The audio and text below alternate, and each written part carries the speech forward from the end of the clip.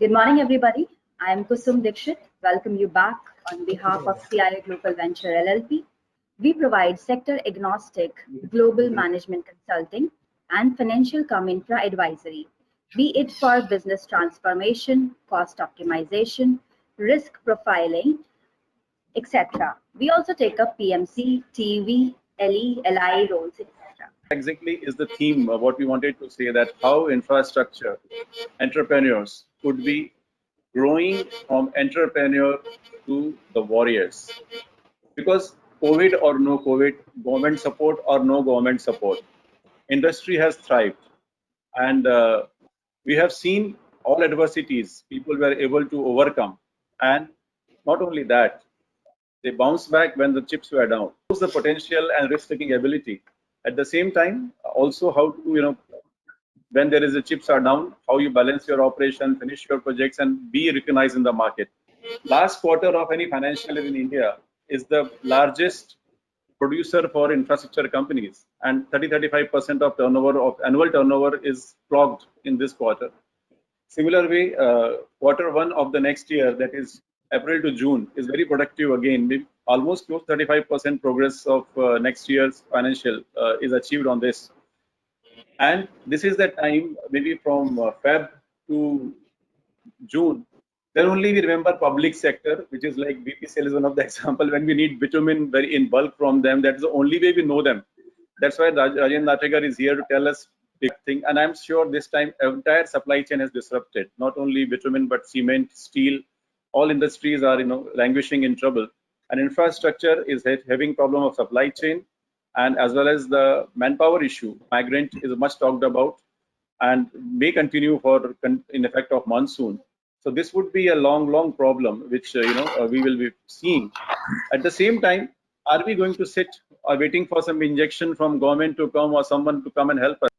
Can we do something where we say that we are changing from conventional method of contracting or infrastructure development to inclusive growth with modernity? A lot of power plants are really facing a problem of how they survive. Is that what is BPCL doing in infrastructure? We have currently projects going to the extent of roughly about 51,000 crores. And these includes the refinery expansions, modernizations, petrochemicals, depots, coastal installations, pipelines, city gas distribution, retail outlets, probably roughly about 10,000 retail outlets. And you name each of them, and all of them are actually infrastructure. Provider of the required facilities, both the diesel as well as bitumen to the road manufacturer. Very first and very major impact of COVID on oil was that the oil demand collapsed all over the world. And it collapsed roughly by about 30%. And at the same time, OPEC Plus, which is OPEC plus Russia, and now OPEC Plus, which includes the US also, refused to reduce the crude production. First is that the crude oil prices, which were there and which were sitting pretty at about $60 per barrel, fell off to $20 per barrel. And the problems became so much that on one particular day, when it was supposed to be a financial settlement day in the US market for the forwards, there was no buyer because there was absolutely no place to keep the crude oil. And the crude oil collapsed to minus $31. We normally carry a stock of roughly about 50 to 60 days. So what has happened is that the stocks which are purchased sometimes in January end or in February are being sold in the month of April, and our prices are mostly marked to import parity. I mean, I will not say 100%, but I'll say 80-90% they are marked to import parity.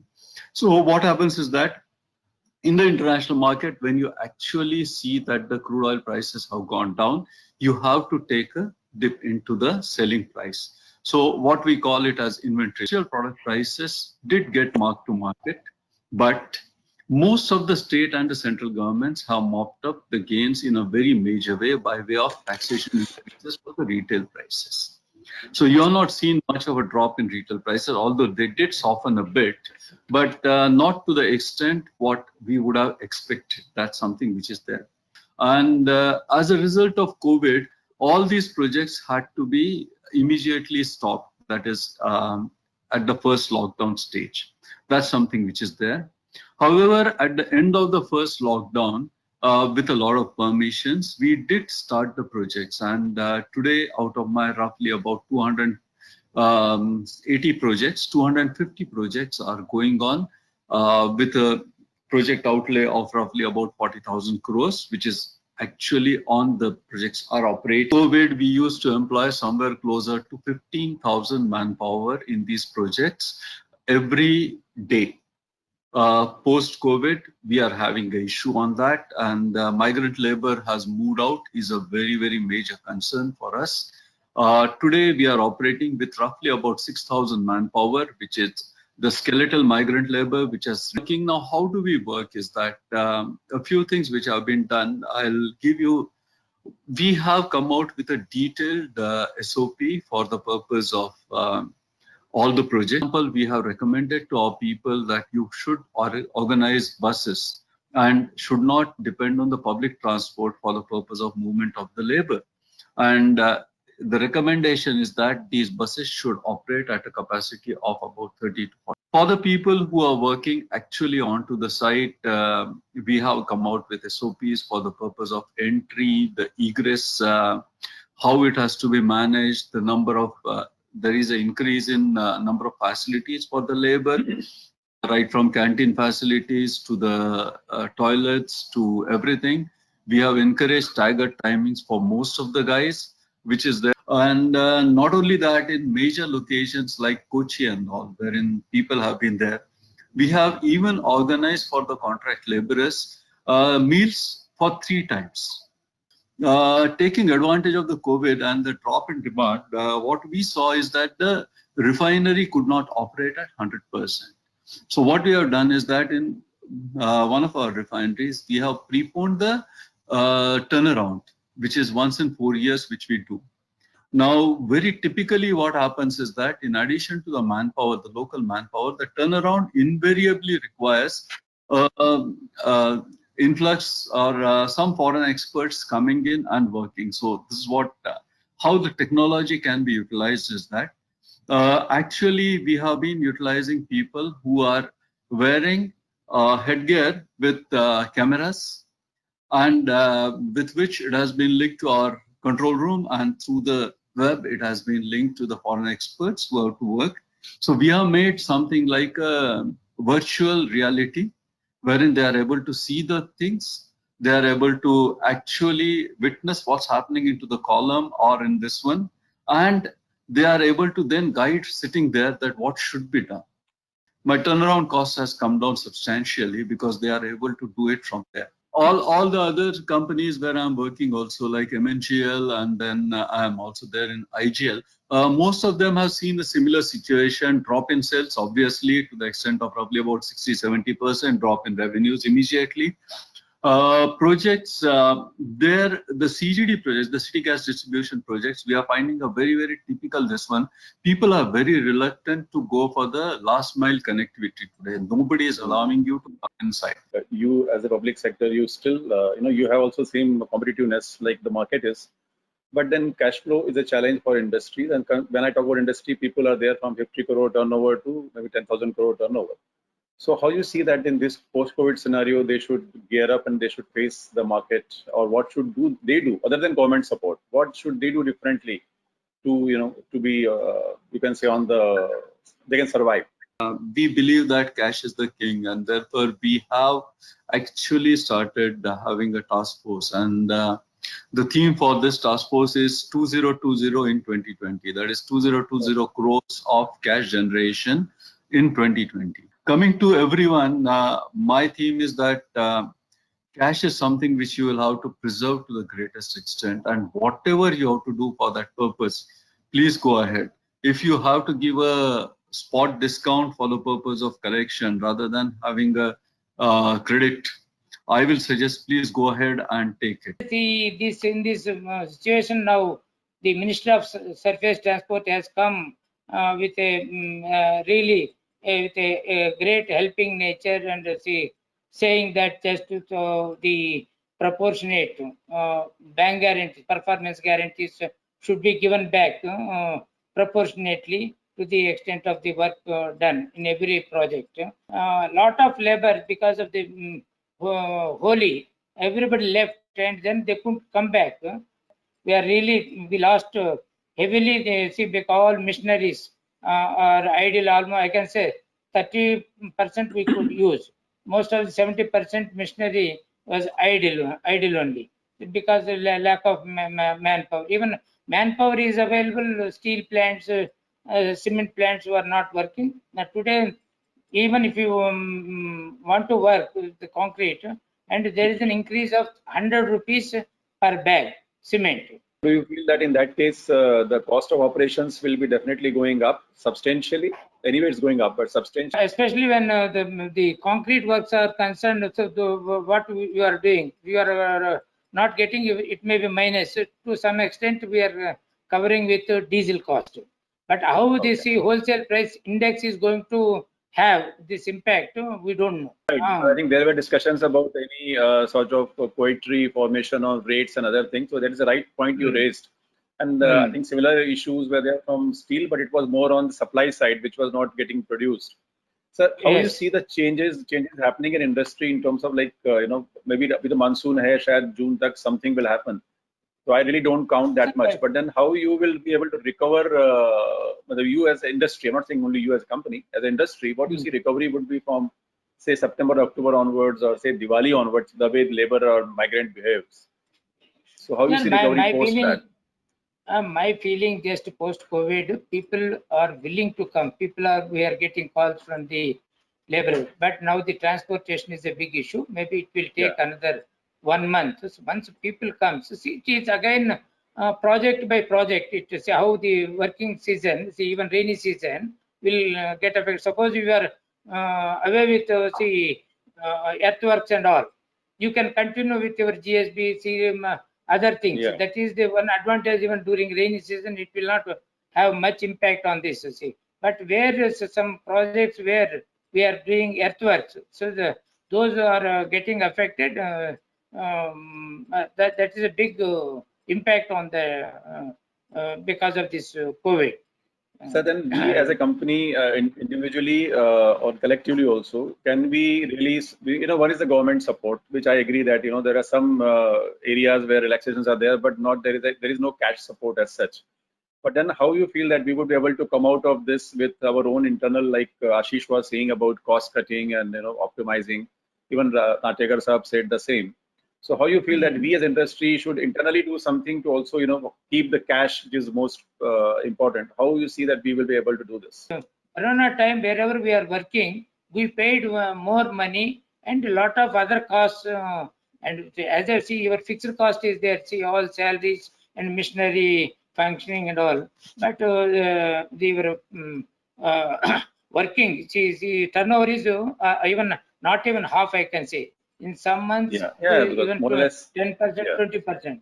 So we have to bear that cost.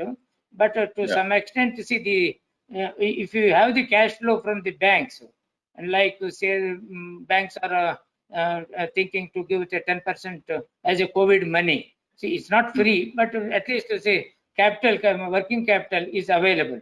And see, these NPA norms have been relaxed, and there is no threat like that. But see, and now government is also thinking just to see if there are some claims awarded, claims are there. They want to settle. We are getting some calls from the NHA also. Just why don't you discuss and just reduce something and then take your money, which is going to help for the project. In fact, like that they are telling. Basically, is that maybe this is the time when the intent is right, but then the action on ground has to improve for everybody in benefit of industry. I think let me share what Mr. Naiya talked about, the pricing of cement or bitumen or steel. The most of the contract today or EPC where there is a lump sum pricing, or even somebody is doing annuity or BOT, there's a lump sum pricing, and escalation is supposed to be our risk typically when we take, except some items are there where could be or could not, depending on contract type, may be there. And this is extraordinary escalation which can't be covered in normal formulae. So maybe that is one scenario where probably we need to tackle. So the need of a startup that can actually bring together different domains inside infrastructure, from a data standpoint, from an asset light standpoint, from a frugality standpoint, from a local standpoint. Today localization is becoming more and more important. Like Senior sir just said, manpower are becoming more demanding, and the problems that COVID has posted is that people have gone away. So the ideal case is mechanization, leasing and localization, a combination of the three. And how do we do that? How do we weave that together is really the question. And we believe technology could play a huge role going forward. It's all about the industry wanting to make a change, the industry putting their mind together also, because, as a technocrat, you can do certain things. But if the implementer is not doing it, then it's garbage in, garbage out, right? So today, I think there is an industry-wide push, which is very heartening. And today there is a pull from the industry, literally, right? So yeah, 5 years ago when I used to reach out to people and say, sir, why don't you look at this? It would be my purchase department is there, my this department is there. They will take care of it. We have our own expertise in this. Today, the biggest cement companies are saying, how can we do something with you?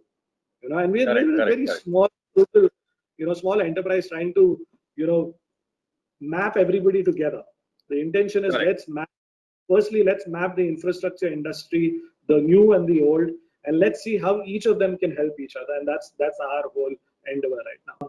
It's very important to be asset light and manpower light in this world. And the only way we can be frugal is by sharing the cost and creating an inclusive growth pattern rather than a, I do it all growth pattern. Because I think the risks are far more higher in this market, and we don't really know what is, even 3 weeks, 4 weeks, 5 weeks from now, what is going to happen, right? We've seen oil go to negative. We don't know what government push is going to come to infrastructure.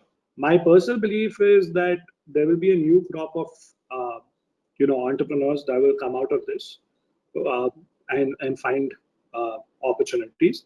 At the same time, with our older generation of businesses, I think it will be a 50-50. 50% will have a lot of problems, whereas 30% will, do what they're doing, and 20% will grow much larger than what they were. So we see that, some amount of consolidation on the top half will happen, whether it be in capital equipment, whether it be in cement and materials, or in the contracting space. So there will be a new crop, but some of the big will become much bigger, if they manage frugality and cost of capital is low and debt is low and asset quality is good. Certainly, by far, the most important thing at the moment is to preserve cash. Get out of risky situations, cut your cost as much as possible, right? And keep yourself liquid, keep yourself going. To young entrepreneurs, I would add one more thing, and that is pair your expectations.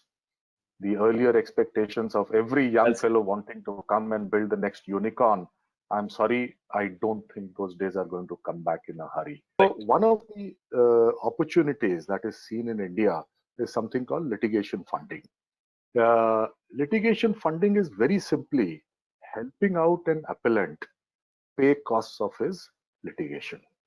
And we have seen somehow that, a lot of companies, there could be small companies, there could be contractors, there could be PC companies. Most of them, when they come into a problem, and unfortunately, this is a field, infrastructure, which is fraught with litigation, most of it with government, but it is fraught with litigation, right? Yeah. And the risk. So what happens is the entrepreneur is faced with the proverbial Hobson's choice. I mean, does he continue to focus on his business and use his cash flows to maintain whatever of his business is left? Or does he try and spend some of it, take it out of his core business, spend it on litigation for a potential payoff, which could be like the proverbial pot of gold at the end of the rainbow? Thankfully, there has been a clarification by the courts recently that litigation funding is not disallowed in India. And now that people have gotten experience of arbitration as well as a court procedure, I see it as a great help both to funders as well as to entrepreneurs, especially on the infrastructure side. From the very first day onwards, we never focused on the top line. though our top line is not very high, but our bottom lines are very strong.